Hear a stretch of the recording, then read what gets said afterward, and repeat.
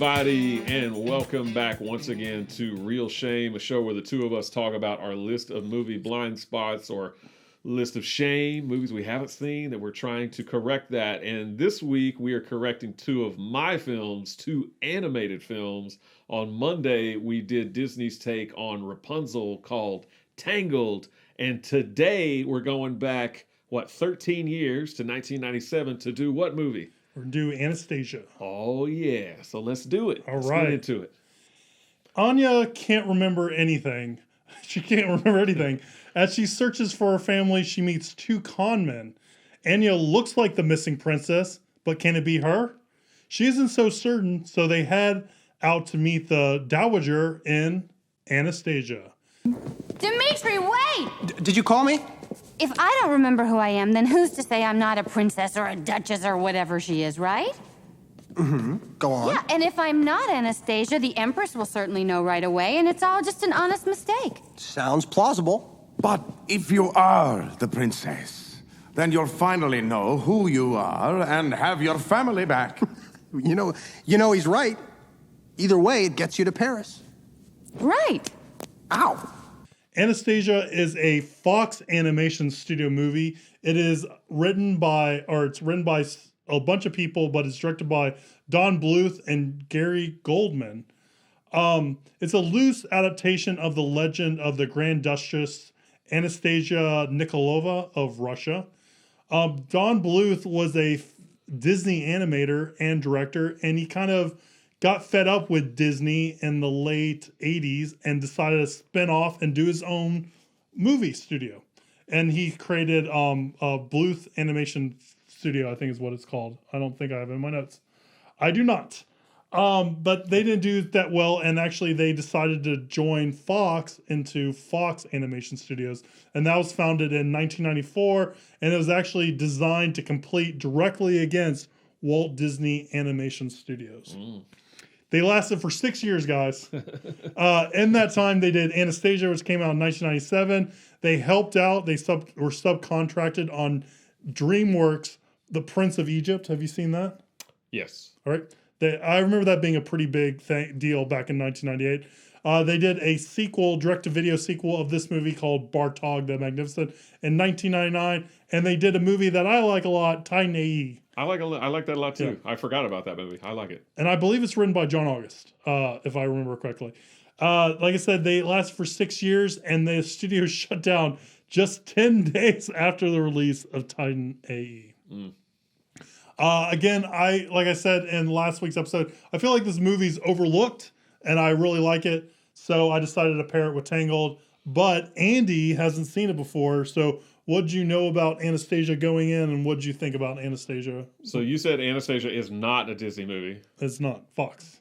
Yes, but now it's owned by Disney? Yeah, because Disney bought Fox. Disney bought Fox. So now it is a Disney movie, although it was not a Disney movie when it was released. So I thought this was a Disney movie. But again, I'm one of those people that I can't friggin' keep anything straight. So a movie's like this studio, and I think it's Disney. It's whatever. Well, if you remember during my Halloween stuff, and I went on that diatribe about Die for Christmas. Your ire, and then also like what's a Pixar and what's a Disney movie. I know draws a lot of ire. Well, and I'm one of those people that confuses the two, especially because Disney owns Pixar, correct? But they didn't at a time. Like I know, but I think now it's like, to me, just like everything is Disney. Like it's just easier for me to keep track of that way. I know it's not correct. I know, and it makes you mad, but anyway. I would say if it was made under that company, it is that company. So, no, I agree with you. Anastasia's not a Disney movie, but it's now owned by Disney. Yeah. Just like the Pixar stuff was originally Pixar, and it's still Pixar, but now it's owned by Disney. So I get it. Potato, I say potato. Yeah. No, I'm with you. I can't keep it straight. So I remember when Anastasia came out. I was actually in college at the time, so I didn't really have much of an interest in watching Anastasia. I don't know what I was watching back in 1997, Face Off or something, I guess. No, because that was on your... I thought that wasn't a movie you haven't seen. No, I've seen Face Off. Oh, yeah. I wish I hadn't seen it. I see it. I watch it to laugh at it, but anyway, eyes. Yeah. I remember when Anastasia came out, and I think it had a lot of like merchandising tie-in, like a lot of animated movies. It had Burger King stuff and McDonald's stuff and whatever. But I don't think I had a clue about the Romanov family back then. Yeah. I think since then I've went to trivia enough to kind of know a little bit more about the Romanovs and what happened to them and Rasputin and all that stuff. But I had no idea.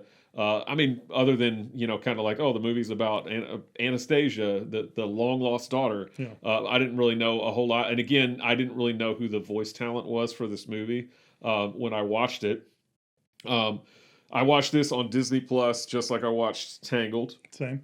So they're both in 4K if you have a 4K television, and they both look spectacular. I'll say that right off the bat. I watched Tangled first. I watched this a few days after Tangled, and I don't know if I was just riding high on Tangled, but I didn't care for Anastasia much at all. I think that the animation is good. I like the old style animation. In fact, I prefer that animation to the 3D kind of thing, although Tangled looks fantastic. I prefer kind of the old style animation, so I did like the animation. I did like some of the songs. I hated the Rasputin character and the fact that he's like a sorcerer and he's like Red Skull or something off on the planet. What's the planet called in the Avengers movie? It's not Nebuchadnezzar. I can't even remember what it is, but he's like in limbo somewhere in some weird thing. I didn't like that character at all, and the fact that he has these.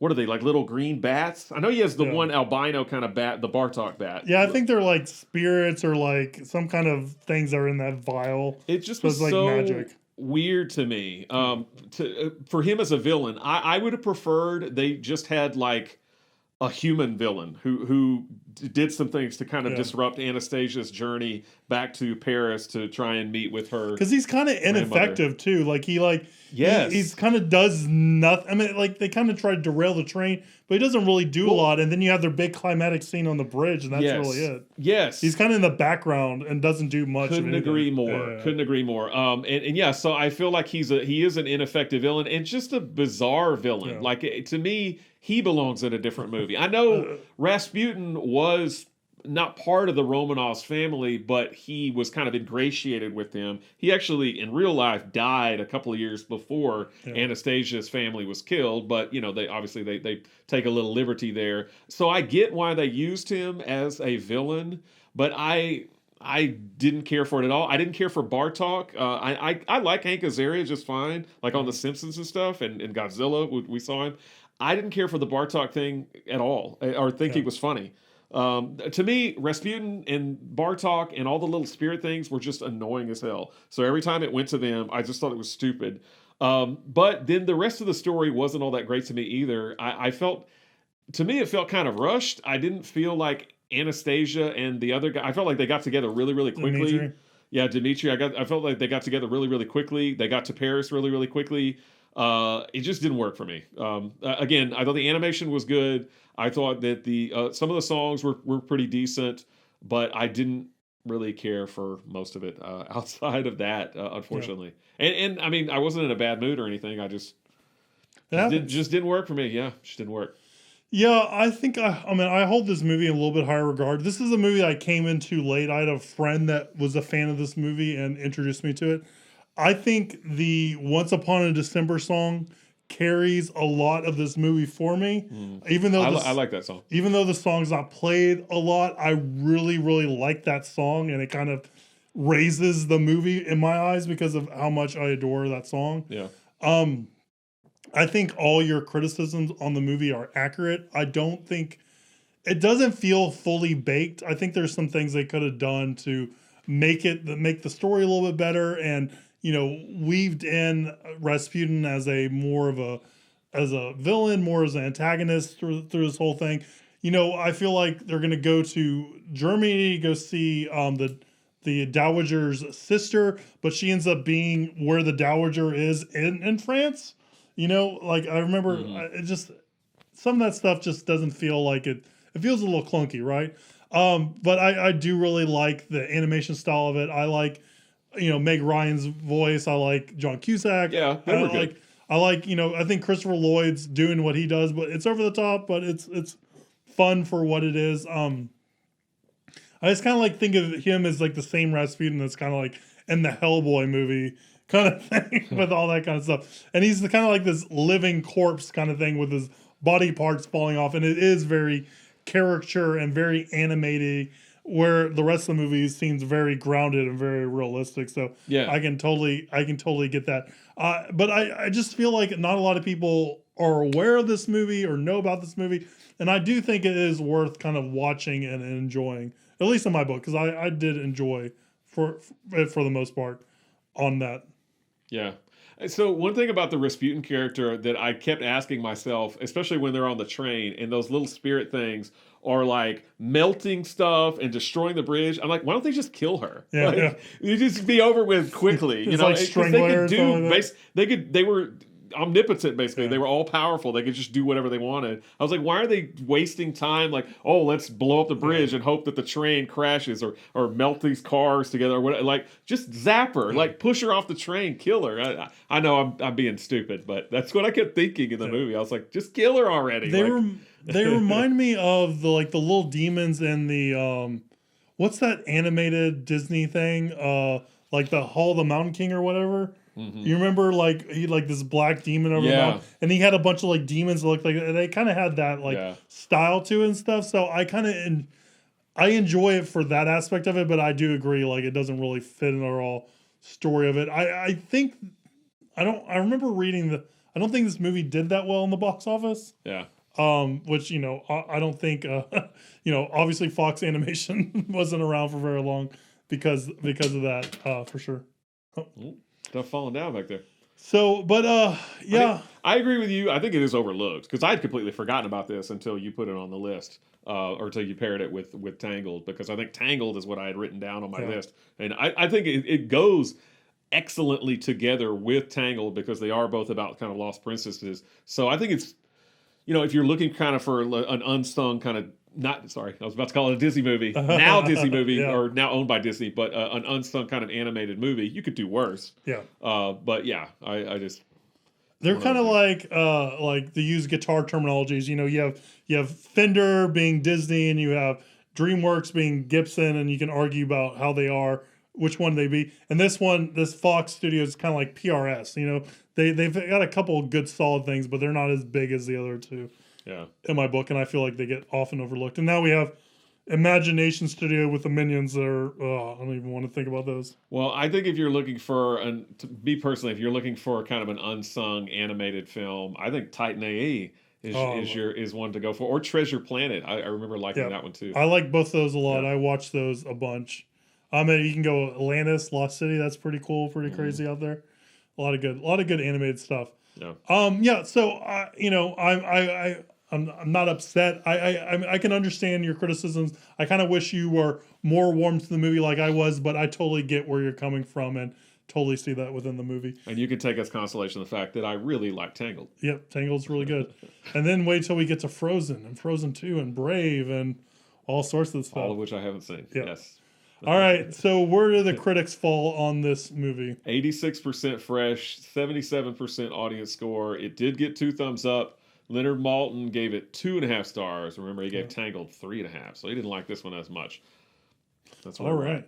So on our Wednesday episodes, which is what this one is, we always like to answer viewer questions, and we've started diving into the great tradition of animated and Disney animated movies with Tangled, not with Anastasia. So our viewer question is on topic this week, and it is, what are some of your favorite Disney animated movies? I am a big Disney, in case you didn't watch Tangled and you didn't get it, I'm a big Disney animated fan, especially of those Renaissance movies. So I'm well prepared to talk at length about any of these movies. But let's More so than me. I got a runner up and I got a big one in my head. Where do you standing? Well, I wrote down 3 movies. All right. I kind of went through a list. I'm not as versed in Disney films as you are. I definitely could not sit here and talk about them at length, unfortunately. But one movie that stands out to me, I remember watching this some as a kid. I think, there was a lot of classical music being played in my household as a kid. There was. And I like classical music. And so Fantasia is kind of maybe an honorable mention for me. It's not the kind of movie that I sit down and watch, all the time or anything like that. But I've seen it, a handful of times, and I dig it. I like it's definitely. I don't think they would make something like that nowadays. And you mentioned it earlier. It has some kind of almost scary stuff in it with like demon looking things or whatever. But it's got some cool stuff in there and good use of classical music. Yeah, I might not have seen Fantasia. I remember seeing Fantasia 2000. I remember having that That's VHS. inferior. Yeah, I remember being very much inferior. And I remember, does Fantasia have the Wizard Mickey with the dancing brooms and stuff like that? Like, I remember bits and pieces of it, but I may have not seen all of it, or I may have seen it so young that I don't remember all of it. I mean, it's different because it's basically just like a music video almost, and it's classical music. So I think it turns a lot of people off. And it's, an older Disney film. I think it came out in 1940 or in the 40s, something like that. So it's older. It's definitely not everybody's cup of tea. But I think it's worth seeing at least once. I want you to do your next one because that's going to lead into one of mine. Yeah, so you mentioned on our last episode kind of those movies like Little Mermaid and Aladdin and Lion King and Beauty and the Beast that kind of came out in a stretch there. I did see all of those, some of them in the movie theaters. The one that stands out, and those are all good. I mean, again, I didn't mean to I wasn't trying to like poo-poo on them in the last episode or anything like that. You hold them in higher esteem than I hold them, but I still think they're all excellent films. But if I had to choose one out of all those that I've seen probably the most, and I think is the most entertaining, is by far Aladdin, like by a country mile. Like Robin Williams is just flat out amazing in that film and hilarious, and I think the songs are terrific, and it's just a great, great animated film. So for the longest time, I was with you on Aladdin. We had Alan Menken do it. Howard Ashman helped a little bit in the beginning. He helped write the first song, I believe, which they changed in later releases, which drives me crazy because it's hard to sing along when they change the words to the song for you on there that you've been singing since the mid 90s. But then Tim Rice, I believe, came in and helped out with that. So for the longest time, Aladdin was my favorite of those kind of Renaissance movies. But in like watching them, then it became The Little Mermaid. But I think right now, my favorite of those Disney Renaissance movies and my kind of runner-up is Beauty and the Beast. I think Beauty and the Beast is excellent. I think, I forgot what movie we were talking about, but we were talking about the craft of the movie. I think it was My Cousin Vinny. I really appreciate the craft of it. And Beauty and the Beast is, I think it's also, the craft of it's so beautiful. I think Little Mermaid did great things and had great strides, but I think Beauty and the Beast just kind of perfected it just a little bit, and I adore that. I think that is a great Disney animated movie, and I think it's a perfect Disney animated movie. So that's kind of my runner-up. But I totally agree with you on Aladdin, and I think at this point I'm kind of like splitting hairs because I loved Aladdin for so long. Well, I don't think you're alone in your acclaim of Beauty and the Beast. I know that is a very, very highly lauded film, and rightly so. Yeah. I mean, it's a terrific movie. Terrific animated film, terrific film. Doesn't matter if it's animated or not. I'm going to go for my number one choice as a sentimental favorite from when I was young. This movie is, it's sad, it's a touching movie, but it's, I think, a really great one. It is Fox and the Hound.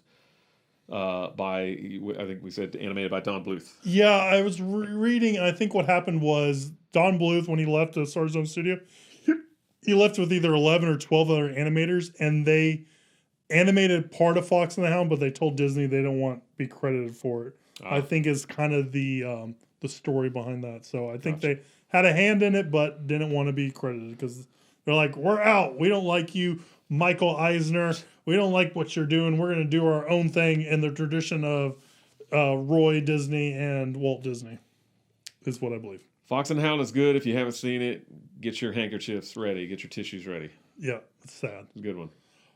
So for me, we kind of talked about it, and I'm going I'm going stop motion animation for mine, and that's going to be, I think you probably know what it is, Nightmare Before Christmas. Oh yeah. Not Tim Burton's Nightmare Before. It is Tim Burton's Nightmare Before Christmas, but it's not directed by Tim Burton. Directed by Henry Selick. This movie is awesome. I really, really, really, really like the movie a lot, which is why it's my number one. Can't argue with that. Nope, I can't. I know you love it. There's no arguing with me. There's no talking me back. I'm dying on this story. As you know, I'm not a big fan of that film, but I am in the minority. I know. So, All right. Is that it? Mm-hmm. All right, guys. Well, why don't you let us know what your favorite Disney animated movie is? If you're watching us on YouTube, leave a comment below. If you're listening to us on audio, shoot us an email, realshame@gmail.com. We also answer viewer questions that are sent to us to that email address. So feel free to shoot us a viewer's question or shoot us a movie suggestion. We'll gladly appreciate those and add those to our queue of things to do. We're on social media at Real Shame on Instagram. Like, subscribe, share the show because that really does help, and we do appreciate that. And stay tuned next week as we cross a movie off my list of shame. And we'll see you soon, guys. Bye.